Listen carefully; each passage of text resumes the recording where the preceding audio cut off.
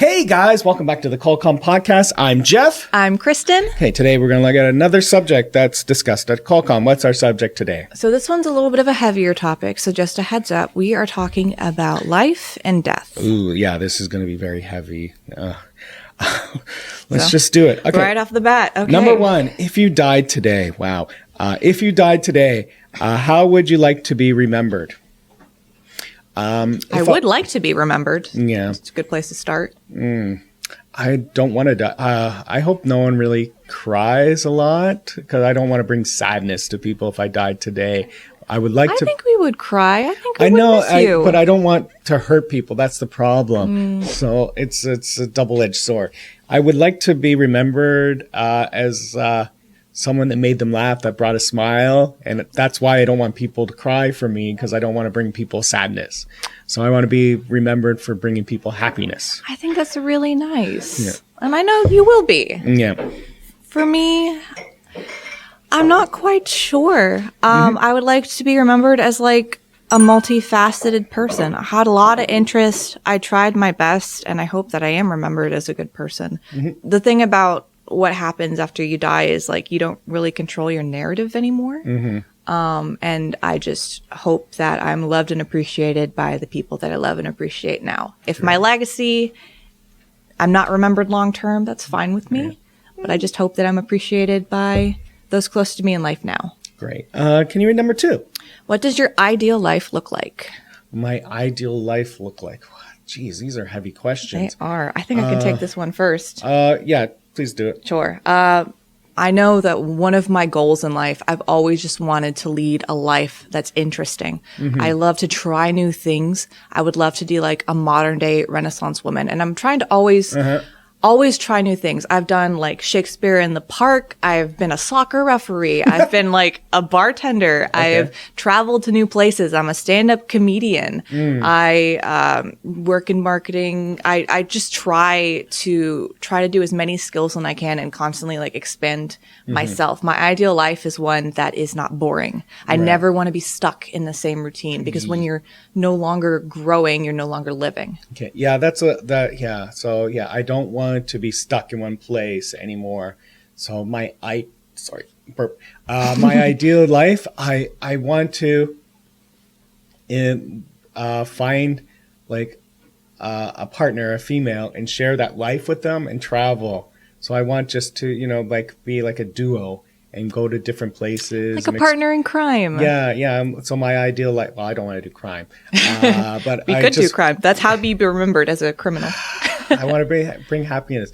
Yeah, I just want, my ideal life is being with someone that I care about and going and sharing experiences with them and going all around the world and having fun. I don't know if I want to have kids yet or not, and I'm getting kind of too old to have them. Who can afford kids in this economy? No. Okay, number three. What does it mean to live well? Live well. As long as you are satisfied with the choices and the decisions that you make in life, then you are living well. Everyone can live a very different life. That is well lived. If your goal is to like settle down and raise kids and focus on that family life, and you do that and you accomplish it and you're happy, you've lived well. Yeah. If your goal is to travel the world, try new things, and you manage to do that, you're living well. Career aspirations, same thing. You define what makes you happy, and then pursuing it and being content with those choices is how you live well. Yeah, living well. Yeah, making the right choices is important, in my opinion, of living well. I think also having a healthy lifestyle. So being active, eating proper, healthy foods is also important for me to live well. Yeah, the concept of wellness. Yeah. Hey, do you want to read number four? Number 4, if you died today, okay. What regrets would you have about your life? Oh, God. Okay, so we've already talked about if I had died today. What regret would I have? So my regret is that, no offense, Koreans, that I died in Korea. It's because I thought like right now I want to have a fuller life, and my regret is I've wasted too much time in Korea getting comfortable instead of actually taking chances and trying to do amazing things. So my one regret is I've wasted too much time in Korea just trying to survive, just coasting, doing nothing really important, nothing that will change the world. I want to basically get out and do something important. There is such like a feeling that honestly could happen wherever you live, where you feel like you're falling behind if you stay in one place too long. I have that feeling right now. I've fallen behind. I've stayed in one place too long. Well, maybe not. I mean, you've made an impact on your community. I'm doing it now. Yeah, I'm slowly growing. But do you have any regrets if you died? I'm trying to live my life without regrets. Like, there is one decision. I mean, every decision has led me here, and I'm quite happy with where I am now. Maybe I will have some regrets later in life. Like, even one of my biggest regrets for years is I was offered a Fulbright scholarship to teach in Korea, and it's an incredibly, like, prestigious scholarship, and I turned it down so I could work in the private sector here, which a lot of people would be like, why would you do that? But it felt like the right decision at the time. And there's so many things that I could have done in my life that I did in my life that I wouldn't have been able to do had I taken that. I mean, your whole life is just like a linear tree of choices. So hopefully no regrets. I just wish I had more time to live. Okay. Great. Number 5. If you were given an envelope with the time and date of your death inside, would you open it? If you chose to open the envelope, imagine what would you do before you died? So if the older I get, the less I want to know. Like when I was younger, tell me that envelope, tell me the time so I can maximize the life that I have and make the most of it. Right. But I think the older I get, the less I want to know. What about you? I wouldn't open this envelope because I like the mystery of not knowing what's around the corner.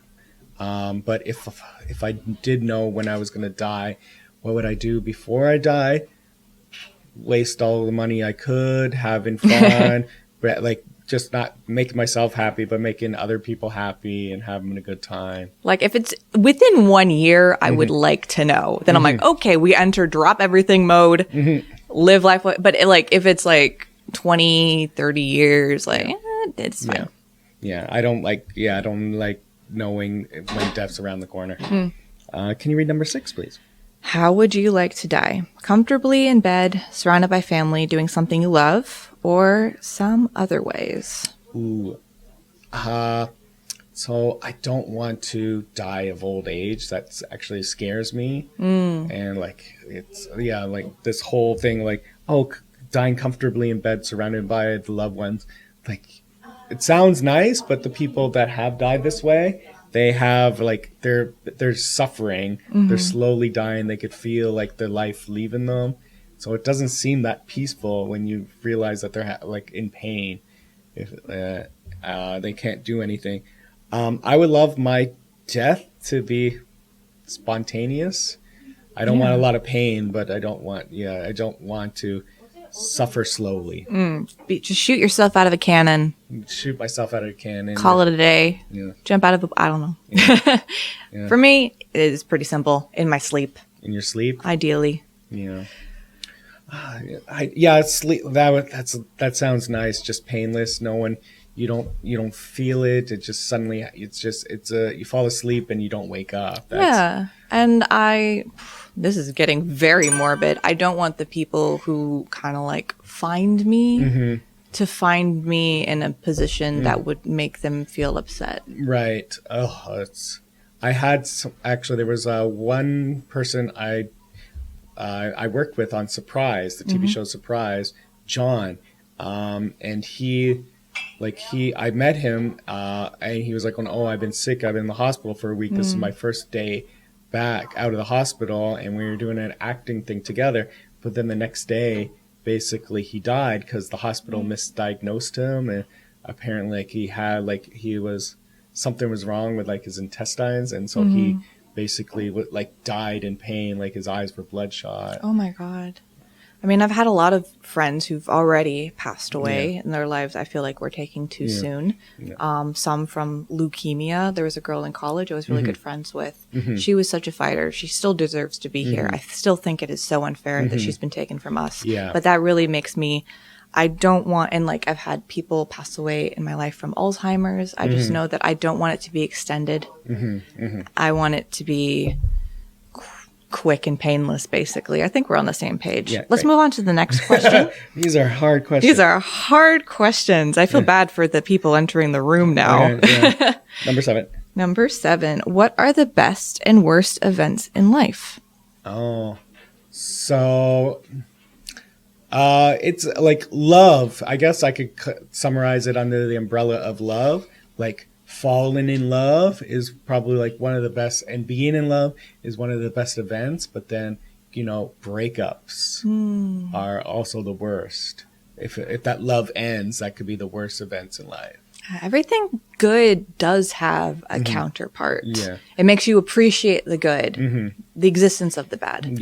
So yeah, like finding love is one of the best events, but if that love dies, it's very painful. What do you have anything else to add? I love the birth of new things, like someone being born, starting a new job, moving to a new place, the experience of like novelty, originality, newness. That is wonderful.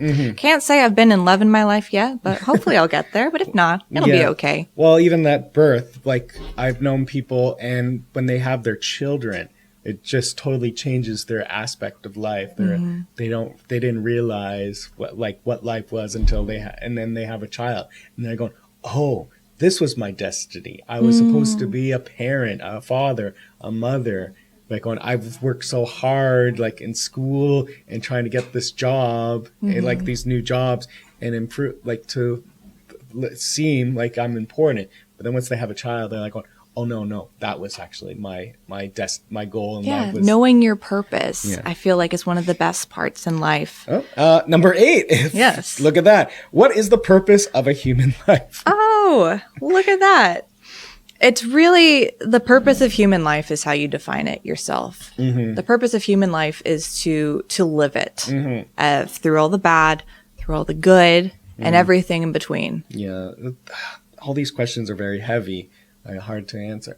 Purpose of life. Yeah, like I guess in a sense, like the purpose of life is just also to carry on to generation, but I think it's also to support, even though maybe you and I don't want to have children. We have to also support the people around us to make sure that no one really falls behind, no one really gets sad or depressed, make sure that everyone is comfortable and happy. Yeah, I think life itself is pretty inherently meaningless and confusing and difficult and messy.